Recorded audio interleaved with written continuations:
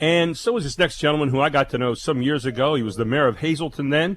Later on became Congressman Barletta, and he's been a friend for all that period of time. He is Lou Barletta, who joins us here on WSBA. Good morning, Lou. How are you? I'm great, Gary. How are you doing? Well, I'm doing well, except I read a story about you the other day, my friend, and it said you got your Twitter account suspended, and I thought, ooh, what did you do to have that happen? And you said you kind of found out not from Twitter, but by people trying to get hold of you through a Twitter account. Tell us what went on there. Yeah, it was really strange, Gary. I was watching the football games on Sunday when I got a call from a reporter from the Times Leader asking me why my Twitter account was suspended, which I had no idea it had happened. I had no warning from Twitter, no reason for Twitter. It was just suspended.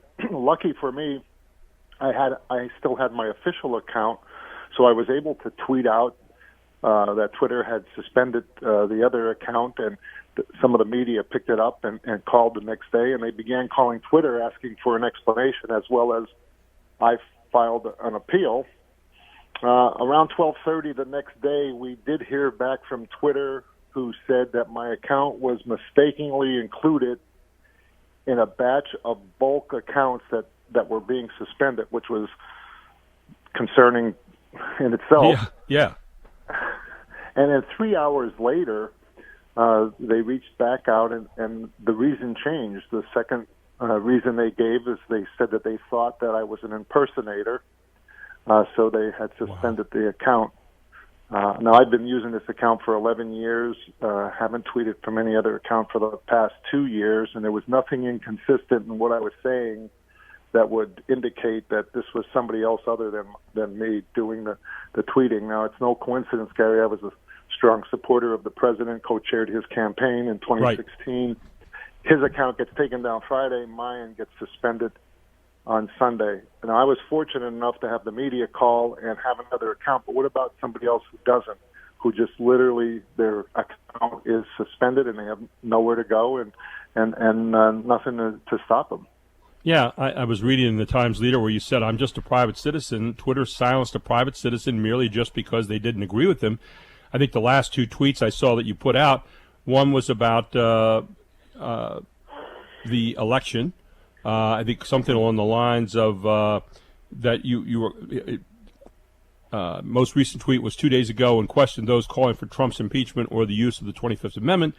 And then the same day, you tweeted calling on Pennsylvania's legislature and Governor Tom Wolf to pass laws to restore our election integrity. And then you also tweeted on Wednesday that the attack on the Capitol was totally unacceptable and un-American. Violence and destruction are never, capital N-E-V-E-R, the answer. Doesn't look like anything there that would really normally, raise the ire of anybody except in this moment in time. And I think the point here is, as a private citizen, albeit whatever your political leanings are or anything else, do you not have the right to say something there in terms of what your opinion is of a situation? I think that's what it comes down to here, isn't it? And do we have to bend to the will, the popular will of the public at the time? What are your thoughts upon that now after having thought about that for a few days? Well, I'm really concerned, Gary. We're going down a slippery slope where big tech can now pick and choose what voices can be heard, what voices will be stifled and silenced. We now see Democrat governors deciding what businesses can stay open and what businesses can close based on their opinions. When government and big tech join together and partner together and begin to determine who matters and who won't, and where do you go? Where does the average person go? And this is not the America, certainly that we want. Where government is going to control our lives, control our businesses, and basically you won't even speak when you begin to lose your First Amendment.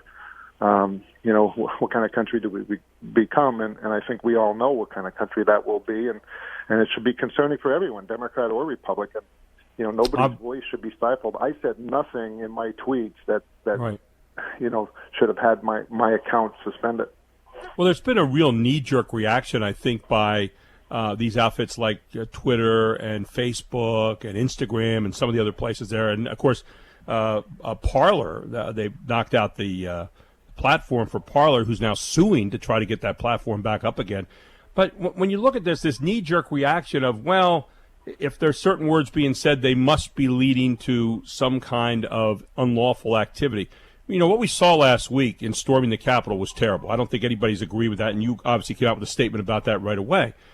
By the same token, this idea that we are so homogenized that we can't hear another opinion or hear a different opinion and think for ourselves as to what we agree with or don't agree with, to me is really not a very good respect for the people who are supposed to make up the government in this country. What do you think? No, I agree 100%. I mean, Gary, there's no question that there's an attack on conservatives in America. They're treated differently than the left, and now we're seeing businesses, big business, now just coming out and saying, you know, we're going to stop supporting any Republicans, any conservatives. Right. For what? I mean, what about the people that peacefully went there and exercised their right to have a peaceful protest? Should they be canceled? By big business? And when you have mainstream media, again, partnering with the Democrat Party, partnering with big tech, where do you go? How do you stop this? I mean, when people question the integrity of the election. If we can't trust our elections, we can't speak out. I don't know. I mean, this really is very, very concerning. I think there has to be some, and I don't know how we come about with this right now from where we're sitting in the moment, a united voice on getting back the trust that we have for our institutions in determining truth. And it can't be my truth isn't your truth isn't my truth. It's got to be the truth.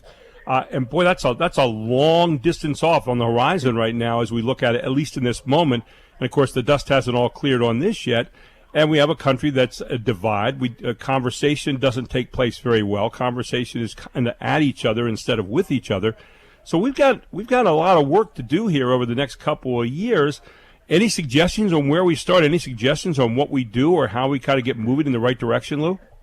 Yeah, I put a lot of thought into this, Gary, and I think step one, and it has to begin with election integrity.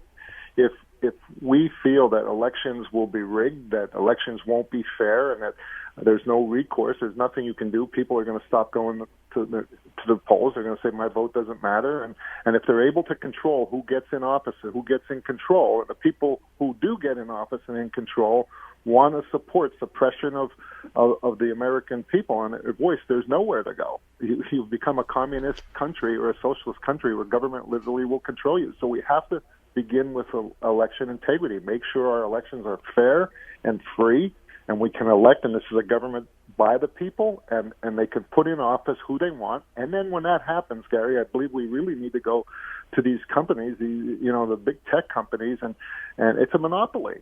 I mean, if right. Twitter takes me down, which they did, and if Facebook followed and took me down, where would I go? I would have literally right. no place to go, no voice. It's as if I died. Now, is your Twitter account back up? Is your Twitter account went back up the next day, and I believe it was because of the attention that it got. Mm-hmm. But again, the average person, what would they do? They would have Yeah. nowhere to go, and they would be down. So I think we need to start with, we have to have free and fair elections here right. in America. You know, a lot of people feel that this election wasn't fair, and they have a right to make sure if the country's going to come together, we have to know that it was a fair election. And I think that's where we start. And we've got to run. And even if it was let's say even if it's just perception that it wasn't, I think that's where our leaders, both Democrat and Republican, have to get together and say we're concerned when 50% of the people in this country or whatever number didn't think it was fair. What do we do to make sure we get back that perception and, more importantly, the reality that they are in fact fair? And it's not just they're fair when I win and they're not fair when I lose. We don't want to have that going on for time immemorial. Lou, always good talking to you. Appreciate you taking the time this morning. Thank you so much, and I'm glad the Twitter account's back up and running. But, again, we need to be vigilant in terms of watching out for each other here and making sure that, we can stand up and appreciate you standing up for yourself on this one. Thanks so much. Thanks, Gary.